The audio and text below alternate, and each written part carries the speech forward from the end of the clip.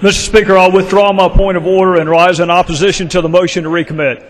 The reservation is withdrawn and the gentleman is recognized for 5 minutes. Thank you, Mr. Speaker. I want to talk for just a moment as colleagues, not as Republicans or Democrats, not as members of the majority or the minority, but colleagues who are blessed to serve in the United States House of Representatives, the People's House, with all the tradition, with all the history, with all the laws that have been passed, with all the lives that have been impacted. I want us to talk as colleagues because our foundational document gave us, as the House, unique powers and responsibilities. We run every 2 years because they intended for us to be closest to the people.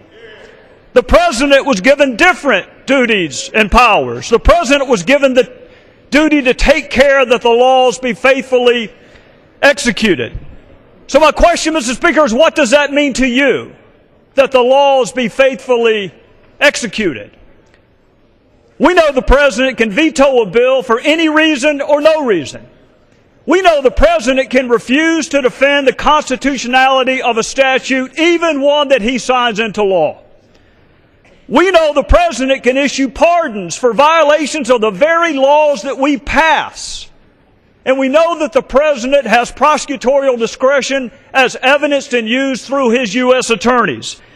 Mr. Speaker, that is a lot of power. What are we to do when that amount of power is not enough?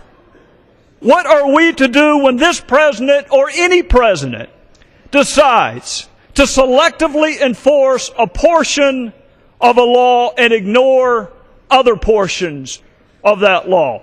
What do we do, Mr. Speaker, regardless of motivation, when a president nullifies our vote by failing to faithfully execute the law? How do we explain waivers and exemptions and delays in a bill passed by Congress and affirmed by the United States Supreme Court? How do we explain away a refusal to enforce mandatory minimums that were passed by Congress and affirmed by the Supreme Court?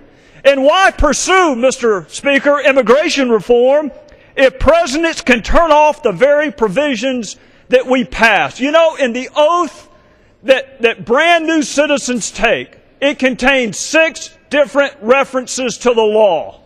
If it's good enough for us to ask brand new citizens to affirm their devotion to the law, is it too much to ask that the President do the same? If a president can change some laws, can he change all laws? Can he change election laws? Can he change discrimination laws? Are there any laws under your theory that he actually has to enforce? What is our recourse, Mr. Speaker? What is our remedy? Some would argue the framers gave us the power of the purse and the power of impeachment, but Mr. Speaker, those are punishments, those are not remedies.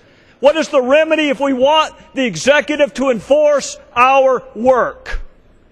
This bill simply gives us standing when our votes are nullified. This bill allows us to petition the judicial branch for an order requiring the executive branch to faithfully execute the law.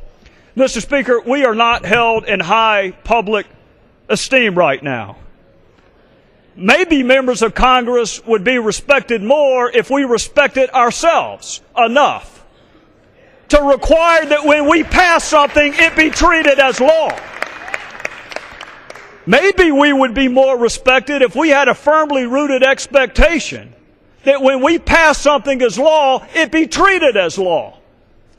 Maybe we would be more respected if we put down party labels and a desire to keep or retain or acquire gavels and picked up the history, the tradition, and the honor of this, the People's House. Mr. Speaker, the House of Representatives does not exist to pass suggestions. We do not exist to pass ideas. We make law.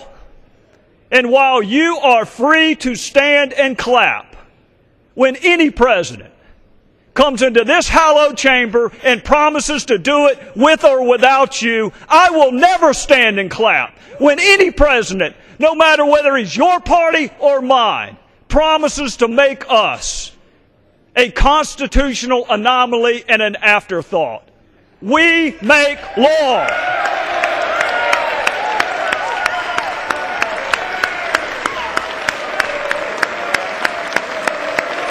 Expired.